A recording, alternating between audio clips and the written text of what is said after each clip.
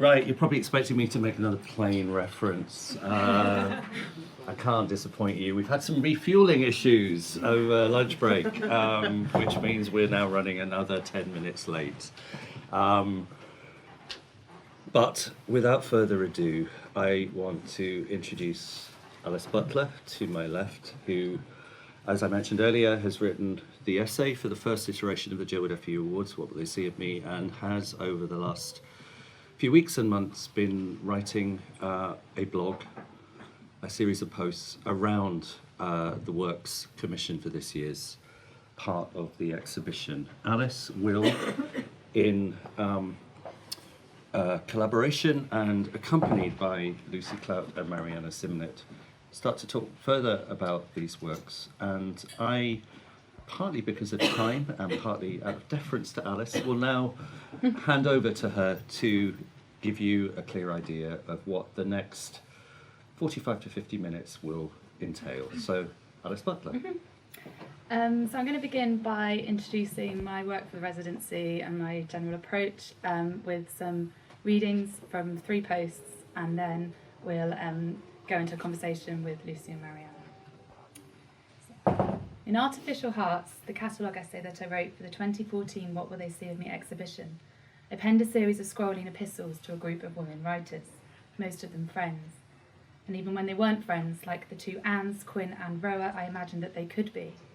I imagined that their writing of manipulated exposure could reach out across the temporalities that divide them, like an email that escapes time and dwells forever in it. Letter, email, diary, blog post. Objects of correspondence litter the texts of these writers, from the Anne's novels to the poetry and essays of Ariana Reines and Jodie Bellamy. Through such confessional forms, the woman writer or artist makes herself visible. She splurts her body and biography in seemingly uncensored writing before disappearing from view in the flow and figures of the text.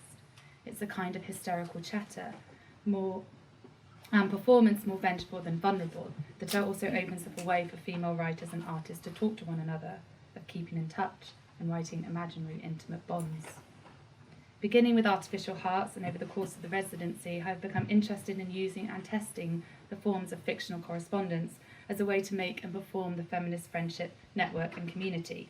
It is also a form that lends itself to the writer figuring things out as they go, with postscripts and afterthoughts and questions left unanswered. To write in the correspondent mode is to write and perform the ephemeral, the instinctive, the projectile and embodied. This is Jodie Bellamy noting, first in blog form, then republished as the book The Buddhist, The Influence of Kathy Acker. Writing is tough work. I don't really see how anyone can really write from a position of weakness. Sometimes I may start out in that position, but the act of commandeering words flips me into a position of power. Like Kathy Acker, I long to quiver and terrify in the same gasp. I'm drawn to the like, to the metaphor, to the likenesses and correspondence between friends, real life and imagined. In my time as Jerwood writer-in-residence, I have looked to build an archive of intimate texts, letters to Lucy and Marianna and to the works themselves, as well as essays formed from emails, performing the unedited in epistolary performance. I've been circling and getting closer to the artists and their characters in spite of physical distance. In my first post as Jerwood writer-in-residence, I stole a phrase from a Sarah Ahmed blog post published on her site, Feminist Killjoys. Feminists are heard as being emotional whatever they say, which is to say, again, independently of what they say. Being called emotional is a form of dismissal. How emotional, just look at you. A leaky container, be careful, we leak. I stole the phrase leaky containers and then shared it in a revised context, an instantaneous rush of emotion and writing. In the What Will They See of Me textual archive, I have harnessed this phrase as a way of writing through the works and talking to the artists, often through the material boundary of the screen. Vessels of correspondence are leaky containers that hold the body in, but also let it drip out. It's a form of excess, but also a way of thinking. The letter, the email, the blog post leaks, runs free, without sturdy walls or collected edits. It might make a mess, but at least it helps us talk to one another infinitely, like an unwinding manuscript. I will now read from sections of that script. This is a letter addressed to Lucy, written in response to From Our Own Correspondence. It is the first half of a 2-part blog post entitled A Couple of Intimate Documents. Dear Elle, I'm watching your film that begins in New York and I thought I'd write to you about it, in a way that's like talking. The film is full of conversations. It's called From Our Own Correspondent after all, so let's chat too in language that is ephemeral but embodied, also performed. I'm going to write this epistle quickly, figuring it out as I go like I would in an email. So sorry if it's not all that tidy or clean. Typing before thinking, just as Dodie Bellamy said in Sex Space. In this story come manifesto for writing, she writes. Sex space is the site where all impulses originate and return, bite to bite, where fucking is reduced to its barest, most efficient form, two lovers at monitors upright in their office chairs, their fingers scuttling across keyboards, their desire evidenced through fantasy and adjectives. If the digital unleashes lexical looseness as body coagulates with machine, I wonder where this letter will take me. That loud rustle at the beginning of the film is sort of exciting. It is the dawn movement of sheets, suggestive of a body, suggestive of desire. The sun creeps up, orange and lilac, behind the city's apartment blocks and hotel penthouses. It is the start of a new working day. No time for morning sex when the internet is 24-hour and people are confessing and corresponding all of the time. I've been thinking about the relationship of the correspondence in the film and the title to correspondence, like what we're doing now. Red messages flash up on screen, scrolling behind the beige curtains. Awake, she asks, awake and desperate, in syntax punctuated by a yearning question mark. In this alternate hotel world of leaky eggs and leaky hearts, time is no longer divided by the usual workaday units, as work and desire become messy and one. Educated, professional, 37 brunette, away from home, message, Cam? Even when she is sleeping, she is looking. The tabs remain open, the light stays on, the messages continue, shooting through the slime of the screen and the working emails with body and blood and affect, threatening the whiteness of the hotel room sheets. Personal forms of correspondence tantalise and tease, the unruly tab a gateway to pleasure and perversity. I am left wanting more, just like your chat room brunette. Over the course of the residency, I've been in email correspondence with Lucy and Marianna. These conversations form the basis of the essay More Talk Than Talk, or the Intimacy of Interlocuting, from which I will now read. Trouble equals Kathy Acker. I've been reading, or perhaps I should say gorging on, the emails Kathy and Mackenzie Walk exchanged over the course of 6 months between 1995 and 96. The private made public. Her effective words are splashed across the cover in a typeface that mimics the handwritten letter. I'm very into you, she once wrote, on screen, not on paper. Sometimes they would email up to 6 times a day, often 17 hours apart. Acker was to die at the end of November 1997 while staying in an alternative treatment centre for the cancer that was eating her. Partly it was all she could afford, as she writes about in The Gift of Disease, and so she is no longer here to halt the publication of her intimate documents. Perhaps she would have favoured it, seeing it as an extension of the performance she had been writing, since she self-published, in serial format, The Childlike Life of the Black Tarantula in the early 1970s. She borrowed her friend Eleanor Anton's mailing list, comprising the same addresses Anton used for the postcard piece 100 Boots, and sent childlike chapbooks as gifts of correspondence. In her published writing, Acker plagiarised her own life and plagiarised others' literature, creating novels of uncensored, disordered syntax. Selfhood is never watertight and whole, it leaks, it moves, it writes, confessing, naked and dirty. Kathy met Ken in Sydney in the summer of 1995. Ken was enjoying the success of his book Virtual Geographies, published a year earlier, which looked at the emergence of a global media space as a series of events transmitted via various lines of communication as rampant virtual spectacles. He was also juggling girlfriends and boyfriends, meandering in around feelings of queerness and straightness, butchness and feminist, which makes me think Lally. This is Marianna. Lally offers a way of thinking through contradiction as a practical form of existence. She can walk into any toilet and be in the right one. She is able to switch her identities on and off. She says she was born a man, but what about the picture of her at the end where she looks like a woman? Her oath means she is forever alone but must occupy 2 genders. She is never settled. She agitates, always breaching her own fragile laws. In Acker at Ewa's messages to M. Walk at Laurel, she writes in a frenzied but also direct conversational style, calling to mind the candid statements about cocks and cunts spoken by many of her protagonists. She is skint. She is needy, she is nearly always drunk. She wants to talk things over, if not with him, then maybe with herself, transcribed within the exciting medium of newness and first-person intimacy, email. Like you, the one I wanted to talk to, she confesses, in the grips of the beginning of their correspondence. There is an edited narrative at play here. Ellipses litter the epistles, their only grammatical joinery, such are the delights of email, emphasising the blabbering, unedited hysteria of Kathy's letter-writing persona. I love emailing you. Emailing must be pure narcissism. I think I'm going to blab even more intensely now, so bye-bye for tonight. Kathy doesn't mind a colon now and then, though, as in, I'm depressed, a rarity for me, so want to blab a little, more, colon, scream. These emails enable corporeal release. As the prospect of Ken's IRL arrival in San Francisco draws closer, Kathy's anxieties over their epistolary relationship impels her to ask her correspondent questions, numbered and neat in format, but restless and manic in voice. 1. The last night we slept together, why didn't you want to touch me? She inquired. We might immediately sympathise with Aka's plight of insecurity, but once again she has constructed that trap, that ruse. It's like when Zambrino wrote of the hysterical woman writer. She is raw material, too raw, too open, too needy, too emotional, and flipped the appropriation as a positive tactic.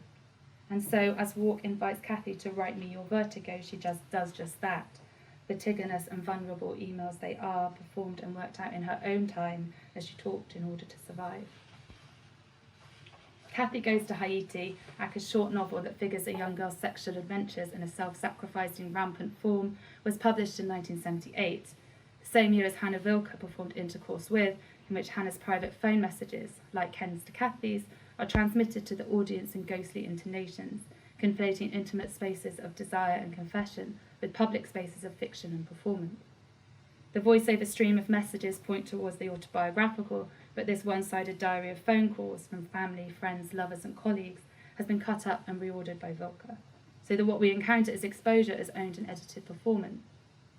Vilker then strips to reveal her body inscribed with the names of the individuals we have heard speaking, before erasing these signatures until all traces of their correspondence has disappeared, leaving only the outlines of her naked corporeal figure. This is her reply, her postscript, much like Kathy's final email to Ken. Every time you dream I am fucking you, this is what happens. It also reminds me of the avatar that busies herself in hotel rooms in Lucy Clout's film From Our Own Correspondent. She is an object, a performed cyber being, an absolute example of a 30-something journalist with an abundant inbox as Hannah's answering machine.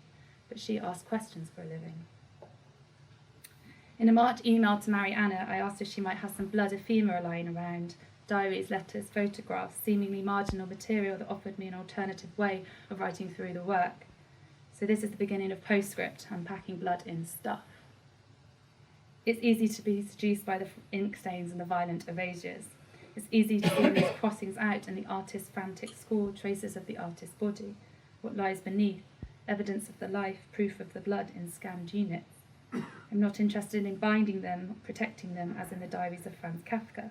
I don't want to romanticise the mess of the notebook or fall for its viscerality, however much I enjoyed the ride of the broken syntax, finding the words through arrows and loopholes, zigzagging through multiple narratives and too much to take in sexuality packagings, appearing as a visual poem but in fact a method of writing and research. Note-taking contemporaneous with thinking, faster than the clock. Copying from Archives of Sexual Behaviour, Volume 31, and making your own an acts of guilty trespass. 1. Going back to the notebook. It's called sketchbook, but there's more writing than drawing, aside from the wide-eyed girl with a red-stained mouth. She's sketching her thoughts and having fun with wordplay, from high monologies to high men, and later, film takes on blood as currency, knows as virgin, knows equals virgin. Reading these fragments, I remember Isaac Dinnison's story The Blank Page, in which the bloodied flax of formerly virgin brides is displayed for public consumption. One anonymous princess exhibits a sheet of snow-white blankness, withholding her body in an act of radical resistance, owning the page as M does her notebook.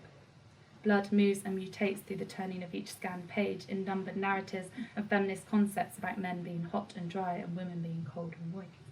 Order and health versus disorder and illness. Meanwhile, the author-artist asks herself to do things and buy the best value equipment, the backstage clutter and correspondence. She writes down questions for Isabel and nose surgeons, as well as phone numbers and emails, so to talk to people who might help. She talks to herself too, not as a means of confession, but as a means of making, of seeing things happen and unfold. This is starred, hence important. Build-up of blood causes girls to become delirious, violent, even strange themselves, which I can relate to as I write more text from stuff, libidinal and automated, building layer upon layer, as in the chaotic and cluttered syntax of the notebook. I knew I was interested in experiencing blood in ephemera when I asked Marianna to dig out some stuff for me a few weeks ago, but I was still unsure of how I might use it. It was titled For Alice, transferring its responsibility and desire through the click of a send. I've been circling the works and the artists for a while now, writing letters and emails to them, building an archive of intimate texts in the margin of the internet. Through the stuff of language exposed, we are very nearly touching, if not physically, then maybe materially, as Ballant says. In an intimate public sphere, emotional contact of a sort is made. I am drawn to this writing of embodied hesitation. Some of our correspondence will stay public, performed in text, but some things well said will remain invisible, languaging in the bottom end of the inbox, or the back pages of the notebook. It might find its way out in time, but time will be different by then. 2. An arm could be left or right is outstretched, as in the willful child, cropped as a colour image with no defining hand, or thumbprints to investigate. But it is scratched and pink and sore, with lines appearing as bloody inscriptions. Her flesh is shot with blue, like a fabric woven with 2 threads. Those veins look difficult to manage, probably made worse by the Albanian winter.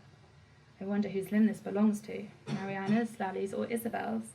Does the sick child of the story also self-harm, inject heroin into her blue threads? Anna Kavan died this way. I turned to her asylum piece, in which she territorialised her own institutionalised illness in writing. It seems ages ago, she wrote, since I have been able to concentrate on my work, and yet I am obliged to put in the same number of hours each day at my desk, the ill in willfulness. I later learned that this image called process is evidence of Marianna's cut-up arm when nose building goes wrong. I stumble across 2 consecutive images of the nose and find pleasure in these X-ray viewpoints. From the wooden chicken-wire construction, stripped back and naked, to the newspaper layer that coats it, I imagine M climbing all over it, screaming at the sharp edges of its skeleton, in physical pain, but also because it's her film and because she can.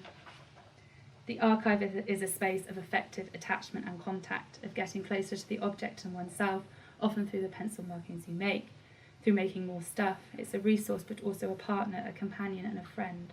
It's basically Lally.